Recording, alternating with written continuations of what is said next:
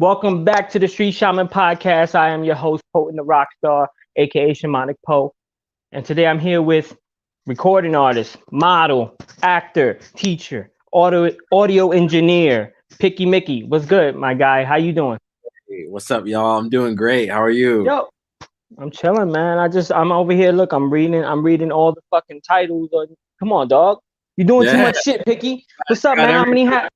You did your research. Yeah, of course I gotta do my little research. Yo, how many hats are you wearing, dog? How does it feel to juggle all them damn hats? Man, I don't even think about it. You just gotta hustle. You gotta get it how you live it, dollar here, dollar there, and try to use all the talents you've been blessed with to make a living. It is what it is. Right. I feel you. So, and like I said, I did my research. I see that you from New Haven, Connecticut. Yeah, New Haven, that's my hometown. Born and raised in New Haven. Yep. What's What that? about you?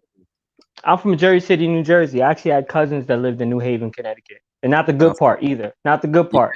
I know New pistol wave, Haven got what happened. pistol wave in New Haven. That's what they call it. Oh yeah. See, That's there what you they used to call go. it back in the 90s. Yep. Oh shit. So, how did you get your ass in Prague from New Haven, Connecticut? Like, how did that work? It's a long story, man. I always I went to Choate Rosemary Hall for high school. So I kind of like grew up going to the public school system. My parents were always trying to get me into a good school, and when I was maybe like 11, I went to an open house for boarding schools, and I found out that you could go travel abroad with a boarding school for a semester. So I was like, Mom, I want to go to boarding school. So she was like, okay, do your thing, get good grades, and we'll apply so you can go away for high school. So like fast forward, I went to Spain for a semester in my senior year boarding school at Choate Rosemary Hall, and then I got the travel bug from then on. So when I got into NYU, they gave me the opportunity as a transfer student to go to Prague for a semester because they didn't have any space. So that was back in 2010, and I fell in love with the city. No, 2007 actually. So I fell in love with Prague. I kept coming back. So when I graduated NYU, I moved out to Prague again. So that's just like the short version. So I don't go all Nah, crazy. you can shit. You can go with the long version. I don't give a fuck. But so you're saying that you went to Prague just off of like boarding school, and not boarding school, but basically boarding school got you to get that Yeah, wanderlust. opened up my like mind to travel and gave me the opportunity to travel at a young age. So the first time I went to Europe was when I was 17. I did a Mm, semester in Spain, and I went to Spain for 4 months. I lived with a Spanish family in Galicia and La Coruña, and then I was just like, yo, I want to go back to Europe again, but go somewhere else. So I was always feeling that, and then I didn't get into any of the universities I wanted to go to my freshman year. No, my senior year, I applied to all the universities, and I didn't get to any of my top choices. My top right. choice was NYU, so I went to state school for a year, and then I had to transfer. So I was like, okay, I'm just gonna buckle down this year, get my high GPA, and I'm gonna transfer to NYU. So I Right. got into NYU for my sophomore year, and they were like, "Yo, we don't have any space on campus, so you gotta do a semester abroad, and then when you come back in the spring, we'll have a dormitory for you." So they gave me the option of Prague, Buenos Aires, uh, London, Florence, and I was like, I don't want to go anywhere where they speak in Spanish or English. So I don't even know what Prague was back then, So I was like, I'm gonna go to Prague. That Oh shit sounds, yeah. yeah, yeah. I thought it looked like a cool place. So I said, yo, I don't know anything about it. Let's go there. And then when I came to Prague, man, I had the time of my life. Like it blew my mind. Like for real. That was back in 2007. I felt like an alien here. I came here. I was just like people looking at me. You got a lot of attention from the girls. You go to a club and girls will just buy you drinks. Like, Right. just it wasn't Right. like in this Right. state in New York, you got girls Definitely. pay for me. Right. Definitely not in the East Coast. In the East Coast, girls Yeah, is cutthroat. They trying to get theirs. They don't give a fuck about the dude. They're stepping on their faces for the most part. For the most part. But exactly. Yeah, if you go around the U.S., there is some spots like that. Like if you go certain spots, there is people that would just like I've been on. I got wanderlust the same way as you, but I was just in the States. I never had the opportunity to go to Europe, although I did want to. Yeah. The places that I went in the States, I would go certain places, and they just all they wanted to do was like party with me and chill with me and get to know me, and it was just blowing my mind because I come from a spot where, especially Jersey, they don't give a fuck about nobody. They're looking at you like, come on, dog, out of my face, you know. So it was like to go different places and actually get that embrace. I Nah, understand. So that was alluring. yeah, it was really good, man. And then I started studying Czech. When I came back, I had like a long distance relationship, so I was trying to learn Czech to impress my ex's parents when I would come back to visit her. So I was like, I was a good dude for like 4 months. Didn't see her. Was just studying Czech. Then I went back to visit her. Find out she had already like Moved gotten on. moved on. Kind of played me, and I had bought my ticket and everything. And she just was like, I came there, and she was like, "Yeah, I've been with this and that," and I was just like, "Damn." But anyhow, I just like ditched her. No, Piqi. Nah, we're not doing that. We're not doing that. We're not doing that. You're not gonna go anyhow. We're Yeah, not doing that. So she, you didn't know, you wasn't aware that she was moving on, but yeah, y'all was still in communication. Y'all was still talking and we shit. were talking every day. Man, it was like I don't know how much profanity I can use here. Oh, you I don't can. hear me cursing? I'm Uh, cursing. yes, it was like real. Like I was like celibate for 4 months. You know what I'm saying? I wasn't looking at a girl. I wasn't going on any dates. I was a super nice guy back then. I was on Skype with her, Skype sex and shit like this, and then I get there, didn't like do nothing for 4 months, and then she was just like mad cold toward me. Told me she went back with her ex. And she was like, I thought when you would come back, it would be the same. And I'm like, yo, you just like play me. I bought my ticket. I came here to see you. I'm going to cross the other side of the world. But anyhow, I was like, fuck that. I went to, because she was in another city in Czech Republic. So I was like, I had 3 weeks. I had a 3-week trip there. So I was like, okay, I'm going to go visit another girl I knew in Prague. And it was cool. It was all good, Things But work out. yeah, man. So I went back to the States and I kept telling all my homies, I was like, yo, y'all gotta come with me to Prague just to visit, to go party. And one of my boys, Akeem, he was like, yo, let's go. So we went on vacation twice to Prague while we were in university for like 3 weeks. We just go for 3 weeks and just party, binge drink, and just meet people. And it was just wow, two black dudes in Prague, just chilling, and then we went to Croatia. We was just like killing it, bro. It was a crazy time, man. It was a crazy time. I feel you, man, because like I'm listening to you talk and you with all that excitement and shit, and I just think about the shit that I did. Like, although I went through a lot of bullshit because of the bullshit that I did, because it was in the States, I could see Prague being a little different because things are cheaper. You know what I mean? When you're trying to do that type of lifestyle and crazy in the United States, you're gonna end up fucked up in your life for a little bit. You know what I mean? Like you go too much off the rails. But I definitely, you definitely put me back in that spot. But what did you learn? What did you learn living in Prague? Like the difference between U.S. and Prague and just other countries in general, since you've been in Spain in different spots. One thing, I gained like a lot of confidence in Prague, like as a man, because like in New York and in the States, like I had to work so hard just to get a date or just to get some attention from a girl, and I said, man, maybe I'm ugly, maybe I'm not attractive, maybe I'm not charismatic, maybe I'm not worthy. And then when I came to Prague, I seen like real beautiful women that were attracted to me, that wanted to go, that were interested in me, that were like my hair and like everything about me, like my big lips and all this type of shit. So like in New York, I wasn't getting no play. Like, but when I came back to Prague, I realized, yeah, I got the confidence. So I just kept the same confidence when I came back to New York, and it was like a little better, because I was feeling myself. Right, So, right. Yeah, you start to notice the idea or just being able to like put out some sort of confidence in yourself, and especially when it's not fake because you've done some things and you've been some places, you've seen that people actually fuck with you. They give they they vibe off your energy. So like you feel like I'm significant. I got something to offer. I'm not one of these punk ass motherfuckers out here that's, you know what I mean, that's just trying to wing it or figure it out. I did some shit. I learned some shit. So that confidence just comes Yeah. out. You know what I mean? So that go ahead.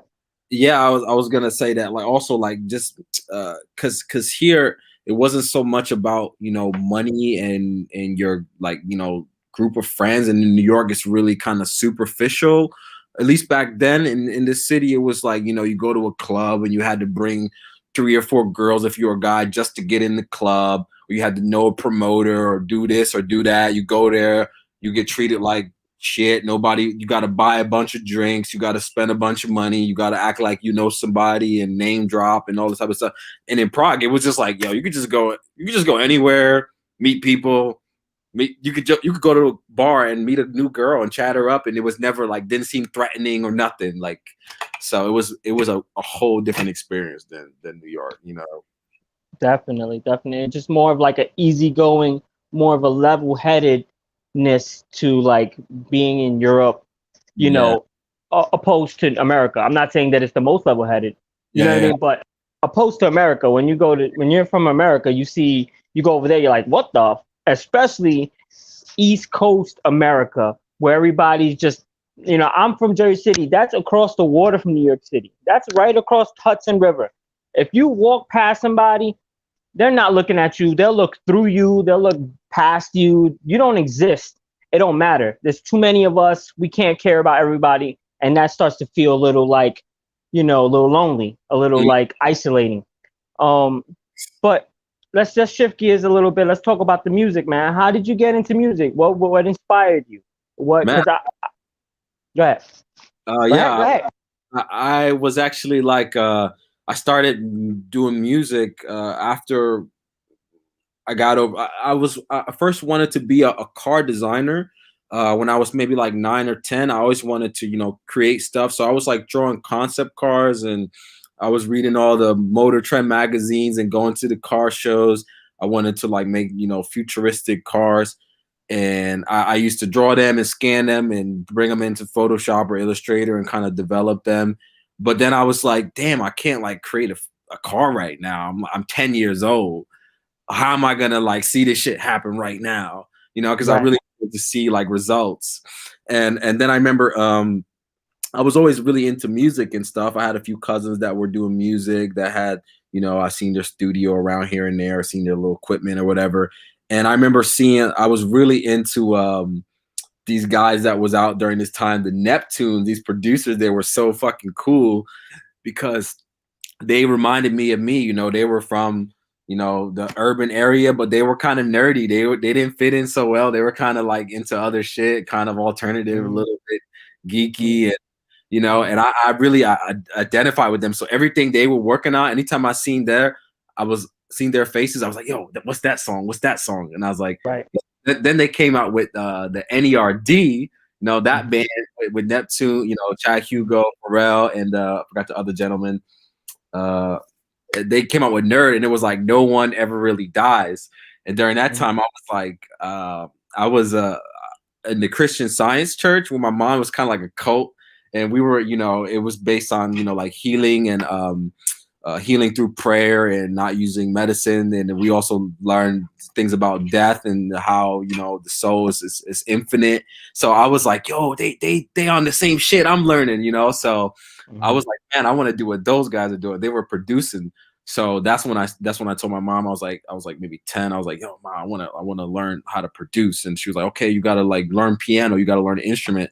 So she got me piano lessons for like 2 years, and I got dope lessons. There was this like a 96-year-old Quaker woman, and my mom found her. I don't even know how. Her name was Miss Getman, and she was super cool. She taught me classical piano and gave me like a really good foundation. And then at some point I was like, Mom, I want to like, you know, start making music, because I knew that if I could make music, it would be cheaper than making cars. You know, I knew I could like make a song or something. I'd be able to listen to it.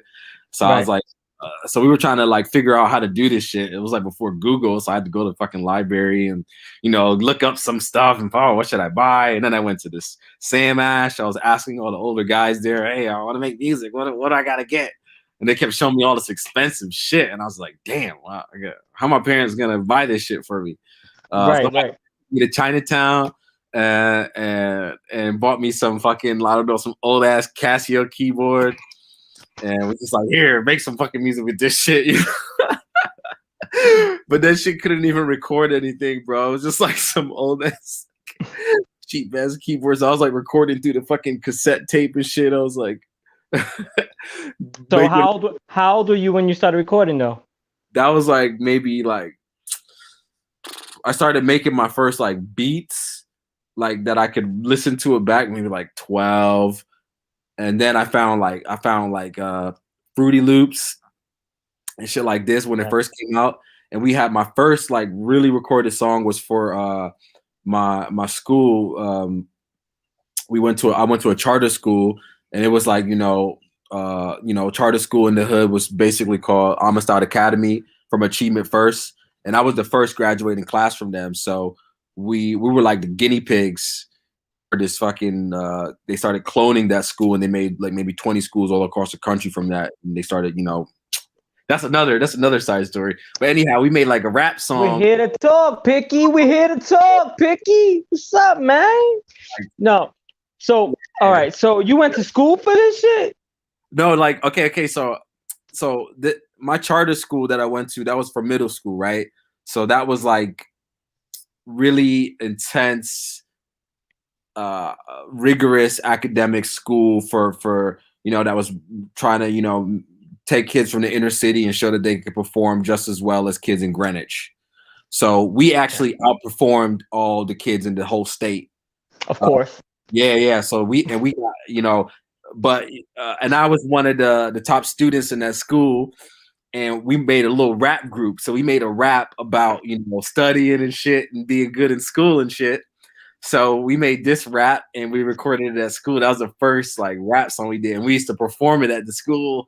And everybody was going crazy, man. It was dope. It was fucking lit. So how old were you when you performed that?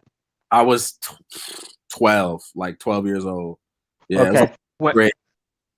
When I was 11, sorry to interrupt. When I was 11, I want to say, or 10, I performed for Dare. You remember Dare? Yeah, Dare. Yep. I performed for them. That was the first time I ever performed. It was like a poem, but it was kind of like a rap because I knew I rapped. I already rapped. I rapped when I was 8 years old. I had cousins that was from the Bronx. They'd just be like, yo, what's up? You gonna rap or what? Like, they'll just grab me by my head and be like, yo, you gonna rap or what? And I'm like, all right, I guess I'll, you know what I mean? So I got into that just on some poetry shit because I wasn't really into drugs at all. You know what I mean? So I was actually like really big on Dare. Like I was big on that shit. I came up with the poem, and at the end I laughed and shit because I'm bashful. I'm still shy to this day. I started reading this shit and I'm like, I looked up, I saw a few of my friends like, and I was like, and I got the fuck out of there. I was like, oh shit. I'm sure you were probably more serious about your shit. Yo, it was like, we came to rip it up, man. We was just, we came to rip it up, bro. We took off the shirt and everything. We had the A shirt underneath, we were like, yeah. The teachers was like, hey, whoa, calm it down. Calm that hip hop stuff down. But we were like, but it was like, hey, as long as it's some positive stuff, no cursing, it was cool. So we made like a little CD of it. We had like a song, we made a CD.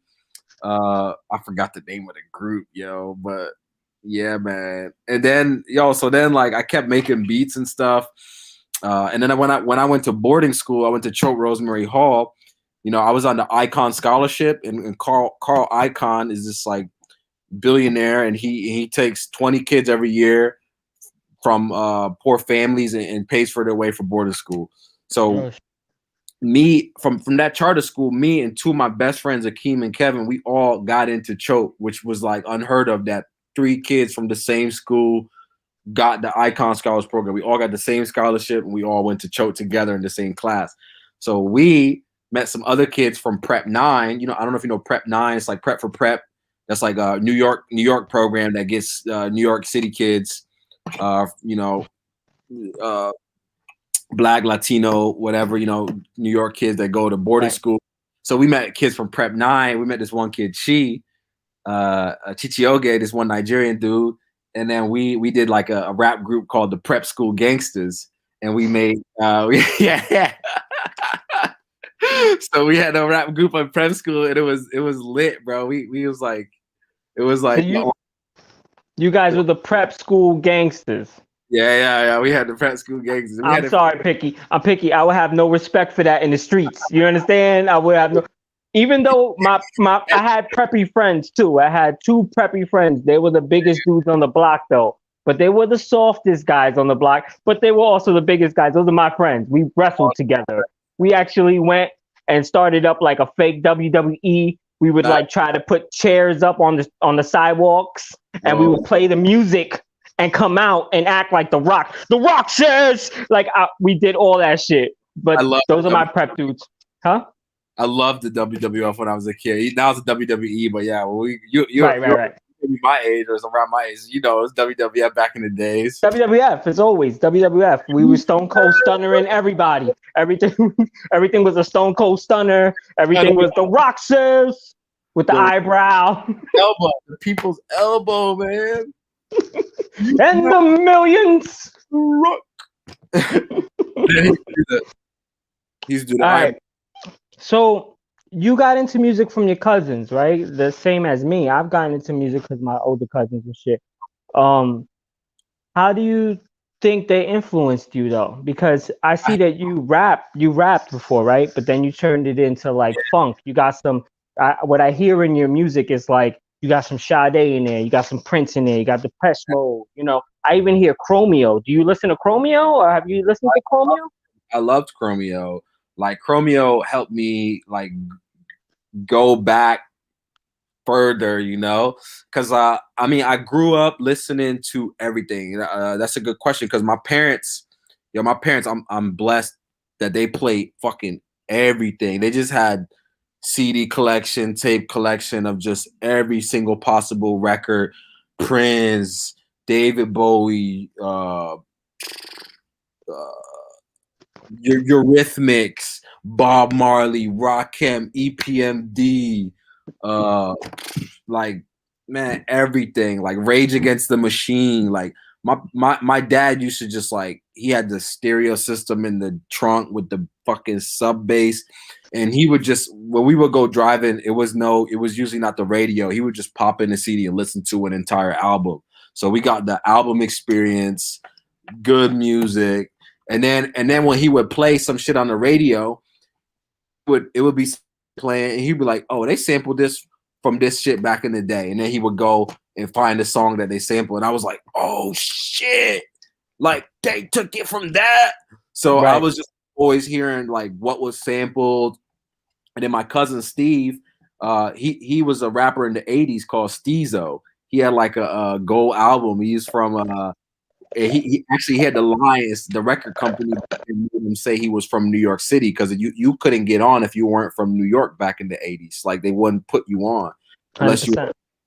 So he had to say he was from New York, and he had like 2 gold albums. And then he opened up a barbershop later on. He was older. So in his barbershop, he had the studio. He had the, what's this old keyboard called? I can't remember. He had the MPC. He had the typical stuff. And then he just had records, just like vinyl, and he would sample shit.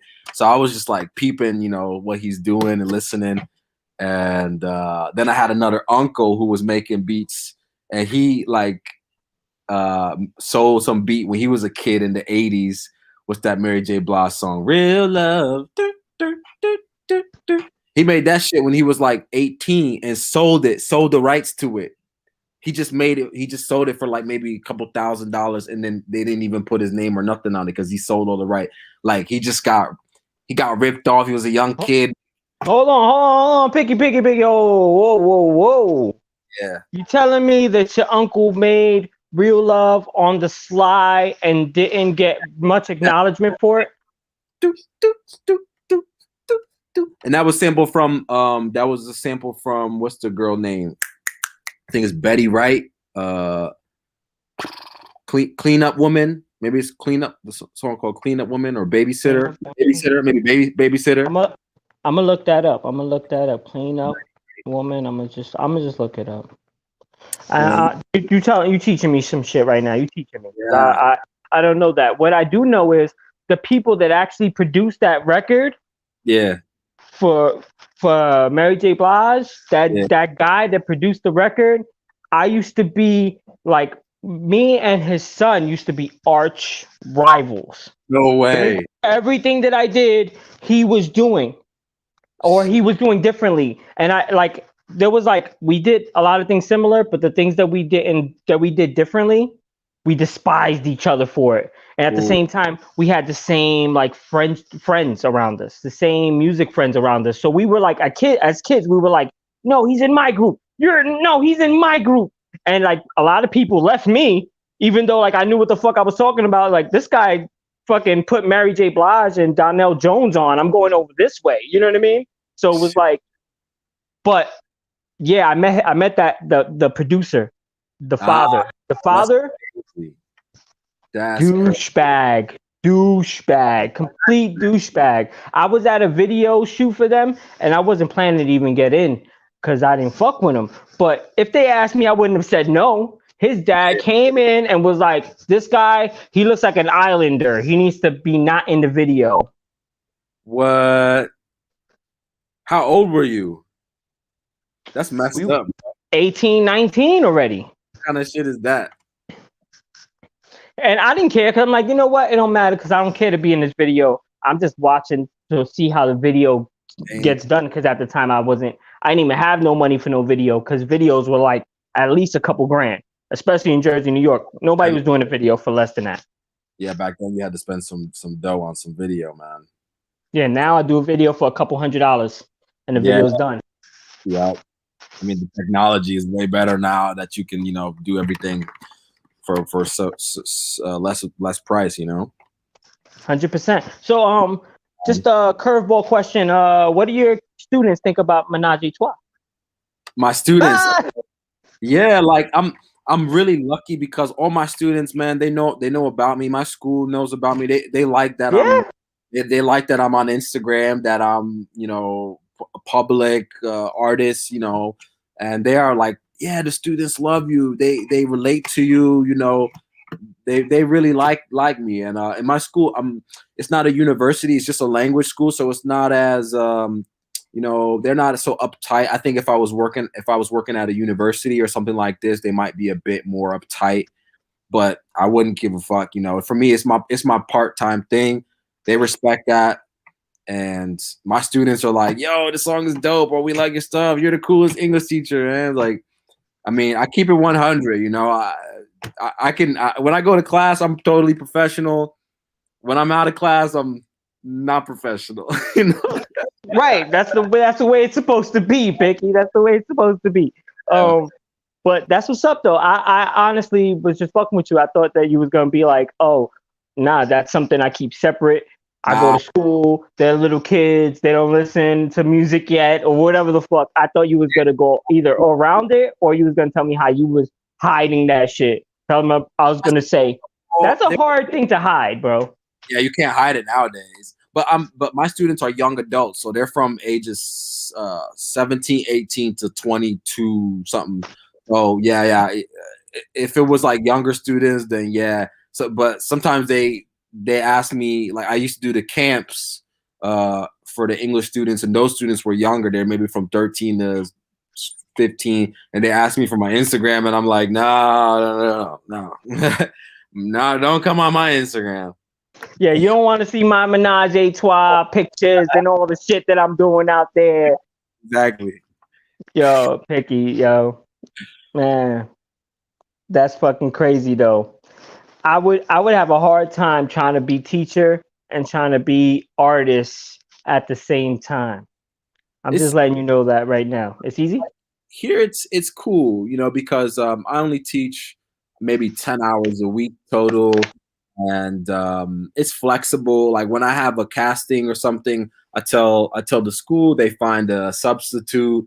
If I have a concert or whatever, now there's no concerts going on, but yeah, if I have a concert, and then they're totally cool with it. Even as long as it's the day before or earlier, they're like, okay, cool, we're gonna reschedule it. Or so I'm like, it's truly, man, I'm truly blessed for that because I asked the universe for a flexible job, and I was blessed with that, man, because I couldn't do the 9 to 5.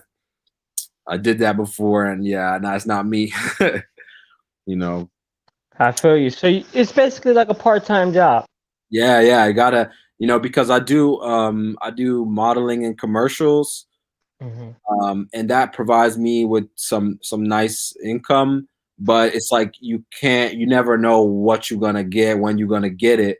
So I was like, let me keep this English job, just in case. Right, And right, right. God, that I took it, that because in the summer I was good, and like maybe no before Corona, I was pretty good. I told them, yeah, I gotta quit the English because I got a lot of modeling shit happening right now, concerts. Like I had some TV show, and then this shit happened, and they were like, "Oh, we need you to teach." I said, "Yo, I'll take." I say, well, "However many classes you got, I'll take them all. Give me all the classes." I'm like, I'm Right. not gonna like, nah. Every dollar counts at this point. Got to keep the bills paid, and what I'm saying, keep it real. But a younger me would have been fucking stubborn and trying to be cool and shit, and then be broke as hell behind my bills and shit like this. Because I had times where, when I was in my 20s, that I was super broke and I was just hanging on to my dreams and shit, and just like, yeah, shit's gonna happen, shit's gonna fucking work out, it's just gonna blow up, on its own. And now I said, nah, I can't do that shit anymore. Right. I got, You was living a dollar in a dream. Like yeah, me, I was living a dollar in a dream. I was like, it's just around the corner. It's just around the corner. It's like, nah, dog, it's not. It's far away. You don't even see it. You're like, it's around the corner. So anyway, let me not get too hype. So how did you change into doing all this funk shit, and why did you? Sorry, because I fucked up this camera. And why did you change your music? What yeah, was it about it that you decided, yo, man, rap ain't for me? Was it because like you are just like, I'm too nice for this shit. Ain't nobody got no problems. I could rap about some like sexual fun shit, but like ain't nobody here trying to be tough. And do you see like the trajectory of where hip hop is going, as like you have to be like tough from the mud, you gotta shoot a motherfucker, you had to just run outside to do a drug deal. yeah. I was, well, that's a great question. I met one guy, a good friend of mine, and his name is Issa, but he has many names. So when we met each other, we decided to make a group, like a duo, like a rap duo, and we were kind of on some LMFAO type of shit. This was like 2010, 11 in Mhm. Prague, and then we were just smoking a lot of weed, just watching old videos and watching 70s stuff and 80s stuff.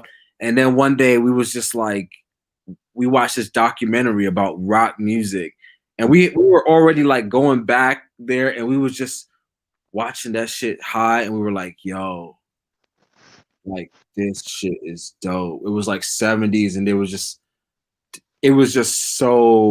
just literally that day we were like, why are we making fucking hip hop? Why are we rapping? This shit is whack. Like everybody does it.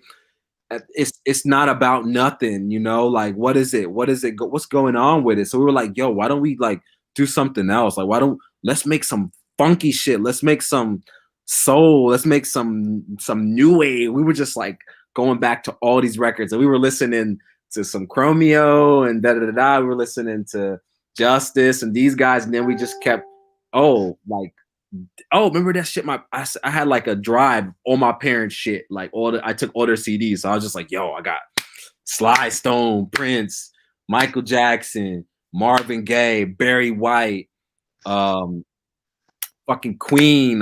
We're just going back, and we were just watching their music videos, and we were just like amazed. We were just like, yo, like why was it so cool? Why were the people? Why did they have so much style and swag and Right, purpose? Right. We were like, yo, we don't no longer want to be with this hip hop shit because the way it was going was just so whack. And that was even back in 2010. It was just like, yo, everything we were seeing, we're like, yo, all these guys are fake.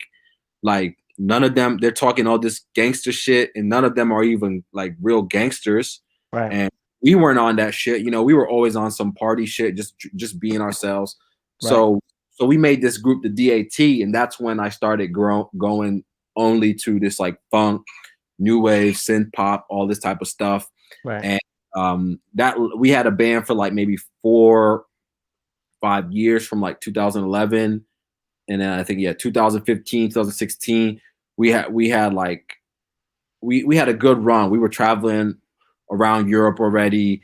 We had maybe like a EPL album, lots of videos. We had already developed some fan base, and Right. and we had some differences just in our lifestyle and everything. And we were just bumping heads. Spent a lot of time with each other, and we broke up the band.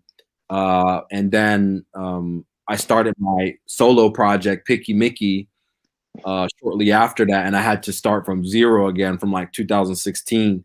And that was like a really difficult time for me because I was like really depressed after we had like so many like lofty goals together. And now we like reunited. We're like friends. We even work. He actually, Right. Issa helped me write Menage a Trois, the lyrics. He helped me write the lyrics to that. So we work on each other's stuff, and I That's work on what's up. he works on my stuff. We just connect and build.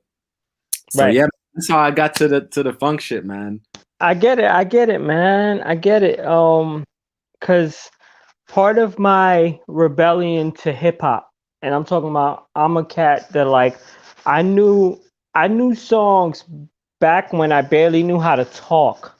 I knew how to rap songs.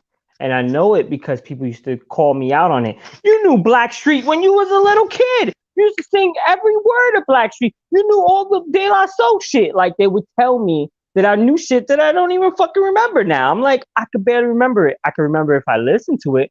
But like you're telling me I used to fucking recite it back when I was 3 or 4 years old. That's fucking crazy. You know what I mean? So, but after a while, man, I just got tired because I guess I learned the game so young. So I became resentful of it. Like, just of everything that's going on. Like, why do you gotta be? Because as a kid, I was like, I'm a kid. So if I'm gonna get signed, I'm gonna not curse. You know what I mean? I make sure I'm not cursing right now. So if I get signed now, I know how to rap without cursing. Like, that's how I was as a kid. But Yeah. it doesn't fucking matter. At the end of the day, I just got resentful because it seems like everything that they want for like city culture, urban culture, whatever the fuck you want to call it, is malicious, evil. It has to be of the worst type of toxic behavior. And Yep. it's like, one, I can have fun and do that shit as satire, as like humorous fun. That's what made me go into that direction, to go be like, okay, let me just be fun with it. So I started making like almost parody rap, almost comedy rap. You know what I mean? Especially when like Afro Man was just coming out. Yeah. Mickey, was it Mickey? Mickey Mickey out. Avalon? Mickey Yeah. Avalon? My dick. You know what I mean? My dick bigger than yours. You know, like all that bullshit. Your Yep. dick has HIV, whatever the fuck, like that type of shit. So I came out with songs like douchebag and like I'm a douchebag, baby, I'm a douche. And I, it ended up, making waves, and it led me into like being on Warped Tour and shit, because like just hitting people up and being crazy. But I had some good material. But it was because I didn't really care about hip hop anymore. And it was only because of my perspective of what I thought hip hop was as a whole, yeah. and what I thought I could be successful as, you know. Yeah. And it led me down a dark path in a way. Um I'm happy that I mean, I'm sure you went through your dark shit too. Now you just fucking happy as fuck, Piqui Miqui over there, you super glee. But you know what I mean? What was the dark times? What was the dark times like for you? What did what was it that you had to like figure out within yourself? Do you know? Um, Dark times, I guess it was just, finding the will, and maintaining that will, because when I broke up with my band, I was just like, fuck, I got to start this shit all over again. And I knew how hard it was. And also for me now is a dark time. I'm just like kicking through it, because the game is really rigged. Like you if you do music now, you have to do it purely for the love, because everything is rigged against you. As an independent artist, you literally just spend money. Like Yeah. there is no business model. Like with the money I spend towards music to keep my music career going, I might as well fucking open up a shop and I'll make 10 times more money, and I'll have a 10 times, um, I'll improve my lifestyle by tenfold. But with music, it's like you invest money only for it to go away. You just invest money so people can see your shit. 100%. You don't get it back on Spotify. You don't get it back on concerts. Right. You don't get nothing back. And everybody is trying to get money from the independent artists. Like there's a website where you can submit the playlist, but you gotta pay. Like, Right. why do I have to pay these motherfuckers who have no talent, who are some fucking asshole sitting at home making playlists? I'm the talent. I got the fucking cool shit. And I have to pay some fucking nerd who sits at home and makes a playlist to play my shit. And then Spotify gives you 0.003, and then the people don't know, so they don't support, they don't share, they don't like, they don't buy. They just sit there and they think that somehow you're eating from this. So that's why, I gotta have 4 or 5 different sources of income. If I was born, in the 70s and I grew up where it was just about the labels and stuff, yeah, labels, it sucks, but at least you had an avenue directly to success. You knew if you go with this label, you're gonna get there, at least, or have a chance. Now it's like, fuck, it's just keep going and hopefully you'll get there one day. But there is no blueprint. There's no blueprint. And the shit that goes viral is not real music. Like some fucking, I don't know, what's this guy, like this Old Town Road and this type of shit. Like the standard of music is so low. Like in 2 generations, man, you're just gonna have like the small percent of people in the world are gonna appreciate quality music and quality art, and the rest is gonna be given whatever is thrown in their faces, and that's sad. It's the same thing with film. It's the same thing with photography. It's the same thing with visual arts of any sorts. It's really difficult right now. Yeah, but I love what I do. I made a contract with myself that I'll never quit my dreams. But when I'm on top, when I get on top, I'm fucking talking shit about everybody. I will not fucking silence myself. I'm calling out every whack motherfucker, every whack artist. I'll do it from afar because these motherfuckers is so, violent and shit. But I'll be up in Europe talking shit about all these shitty. Piqi, man, you're not supposed to be picking on nobody. Piqi is not to pick on nobody, right? I'm so passionate about it. I love music. I love art, and to see where it's going, like to see the direction of it. That the label, like when I submit to blogs on Submit Hub, they write me, "Yo, this song is dope. I love it. The video's dope, but my playlist is playing like this type of stuff." Wow. Like, you are a curator. You're supposed to introduce You are curating. But now, exactly. Sorry to cut you off. You're curating, right? But now, who the fuck is curating if you ain't curating and you're telling me that I gotta fit your mold of what you're curating? Are you curating or are you just catering? Exactly. Thank you, man. You put it in. You made sense of this nonsense. One guy wrote me, "Hey, you're so good. Just the music is dope, but why don't you just make modern stuff? Why don't you just make Bryson Tyler?" I said, what the fuck? Like, what is this mentality that we should be just cloning ourselves? Like, this is not art. Like, tell that to Van Gogh, tell it to Picasso, tell it to any fucking artist in the past. Tell it to Michael Jackson. Hey, you should, no, Michael, but be like David Bowie. Right.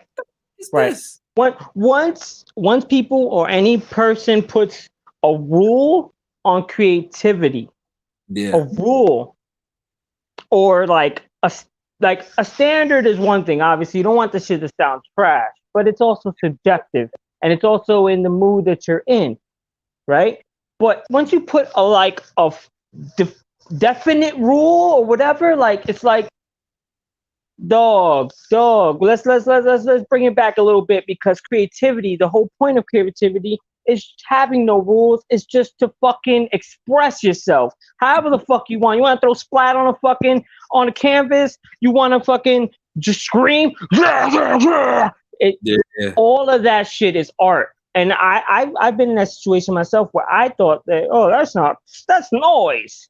You get caught with that. It's like, nah, man, you just don't understand it. You're not from that. It's all right. It's all right if you're not from it. You know what I mean? But when you're from it, you know that creating is just expressing yourself. Dog, it could be somebody standing on the street corner just doing fucking crazy shit with their body. It could be anything. Yeah, exactly. And when people start to make rules on shit, it's just so fucking like arbitrary, so fucking retard. I'm not gonna say retarded. No credentials. Like the people, it's like now the people who are in charge of promoting culture, because of social media, they have absolutely no credentials, but they're given a platform by luck or by chance or by, doing something stupid or crazy to get attention. And now they have power now they're the gatekeepers. The gatekeepers used to like open the gates for your talent. If you can dance, write, sing, act, you look good, you're charismatic, you got good public speaking skills. Now the gatekeepers, it's like some fucking 22-year-old kid on the TikTok who got 20 million followers, and he's on the Submit Hub looking for you to pay $200 for him to make a video. So now you got to invest money, and it's like, where's the fucking light at the end of the tunnel? Like, where do I go? So like you go, I pay some influencer, and I'm like, hey, I pay you for this, and they make some horrible promo for the song and put it on just once they show it, and they don't have any passion for it or nothing. They just want to get their $50 or $100, put it there, and now they're not marketers. That's not marketing. Like they didn't put any effort into it, and they expect you to pay them, and they feel like they deserve the fame and the money they get. But that's where we are as a society, and it's not getting any better because the people are okay with it. The companies are okay with it. So that's why I'm like, man, when I get on, I'm coming at him. That's why I love Kanye, because Kanye don't fucking hold his breath don't hold his mouth for nobody.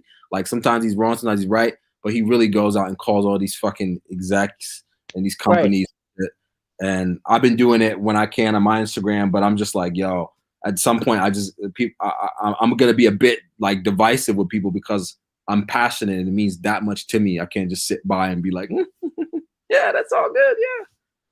So I'm like, but yeah, man, it be hurting you. Like you put stuff out, and you want.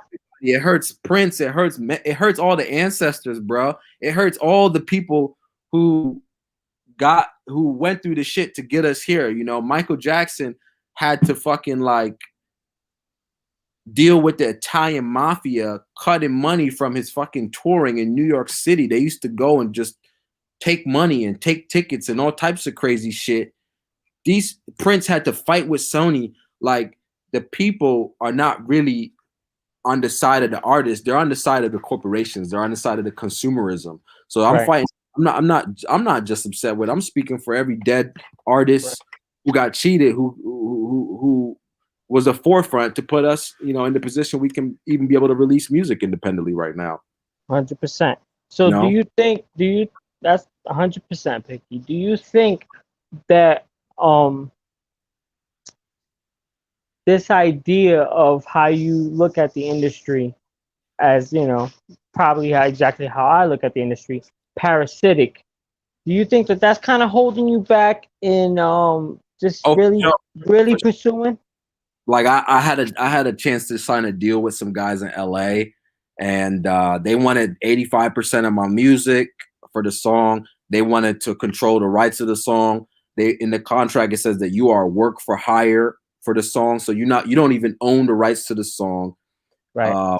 The advance was low, and this was a good label. So I was like, yo, this the deal these motherfuckers are signing? This the shit that y'all people that are famous right now, who everyone thinks got money and got this and got that, this is what they're signing? I found out this is 85%. You get 15. That's good. My manager told me. He's from San Francisco. Back then. I fired him.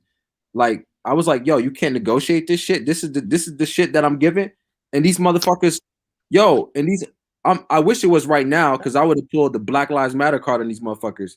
But they was on some, some nerdy boys trying to sign some good music and trying to take what they can take, and I was just like, yo, if this is what I can get from the industry, fuck the industry, man. Like, I'd rather keep my soul, my dignity, and do my shit on my own and do it the hard way than do this shit and have these little nerds, geeks own my shit. Right. Kids that are younger than me that I could beat with my fist easily, right. and they're gonna tell me how I'm gonna do my music. Fuck. Yo, and I feel you.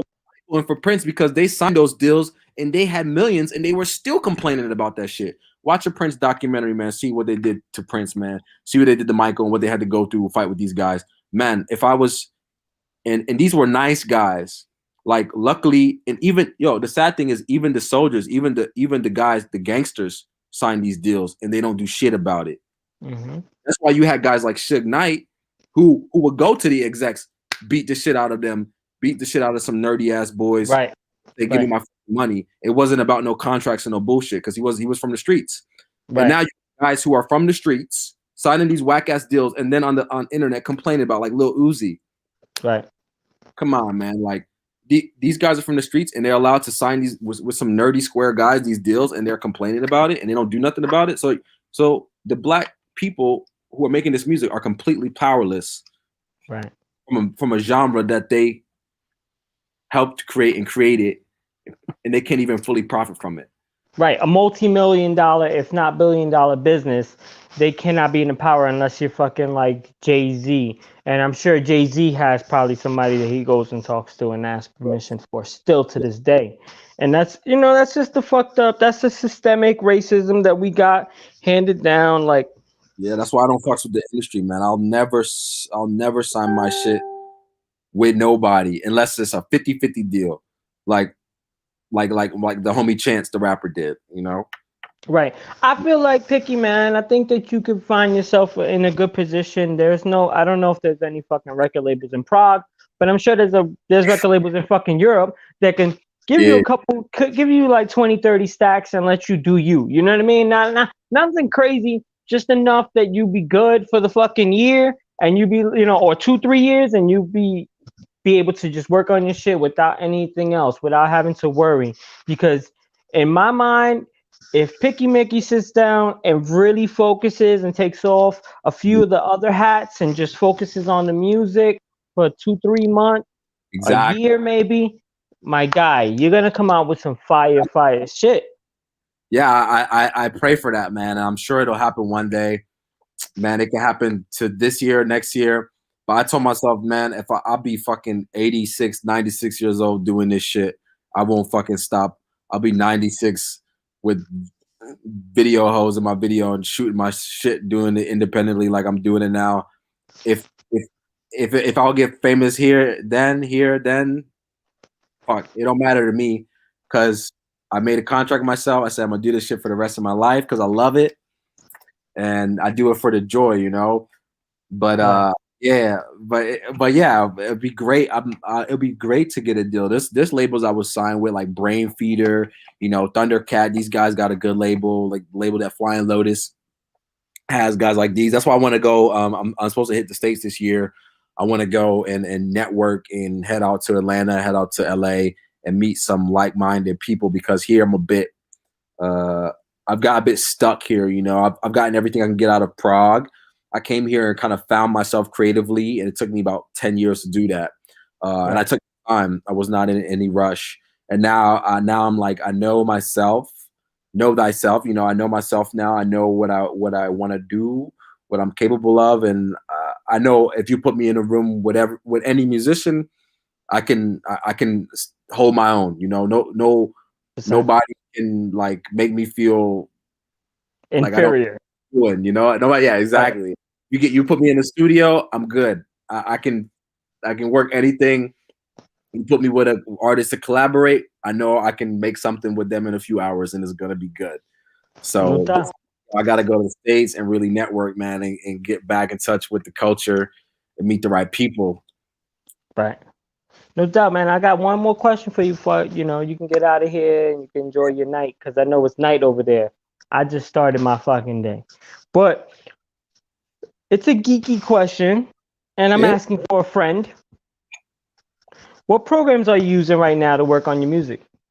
I use and I've been using Propellerhead's Reason for about since I was about maybe 16, 17. So it's been about maybe 15, 16 years. Okay. That's where I do my instrumentals, make the beats there. And then I use Cubase for the vocals, mixing, mastering, etc. And now Reason is VST based as well. So I can do pretty much everything in Reason. And I pay for the Rolling Cloud. So I use a lot of those 90s Rolling synths, 80s Rolling synths, the SH1, SH2. But I'm trained in Pro Tools. I'm trained in Logic. I'm trained in I can use any fucking program like at this point because they're all the same except Ableton. Ableton is not like so much linear based, it's loop based. Gotcha. What about you? Right now I'm working on Machine. Nice. That's what I do all my music shit right now. I got a Machine Micro one, MK3, new one. So it's nice, it's smooth. All the music and shit is good, but the laptop I'm using right now is not really up to snuff. It's an older laptop, but eventually I'm gonna get into some Mac shit so that way I don't have to deal with that. Because the problem that I'm having is like once I start getting into extra layers, Yeah, and extra fixes and extra drops and shit like that, that's when the computer, like the CPU on the corner, starts going up really high, and I'm like, oh, I got to keep it simple right now. I can't go as hard. bro. I was on some Mac shit. Now I'm back to PC. I was a Mac boy for fucking 2 decades. Man, then I went back to PC, man. I built a PC. I got my Mac laptop right now that I'm on, but you can build a PC for like 1,500 and you could make it a beast. It'll be worth like a $2,500 Mac. Right. Mac. And you can pick your graphics card. I can send you some tips, man. I got one website. Yeah, man. Send me some shit. Send me some shit. I'm not offended, or I'm not allergic to any advice or new knowledge. So send me some shit, Piqi. Send me some shit.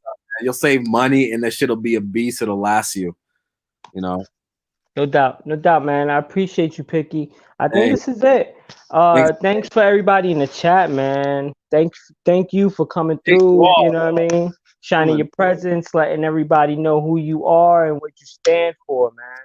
Thanks everybody in the chat for your time and attention. What happened? I appreciate you inviting me, man. No doubt, man. No doubt. Thank you for coming through. We're gonna do this again. I know I ain't pick your brain enough, so I'm gonna figure out what else I need to figure out about Piqi, and we're gonna get this back in there. Thanks everybody in the chat for your time and attention. Piqi Miqi, Shamanic Poe, Street Shaman Podcast, and we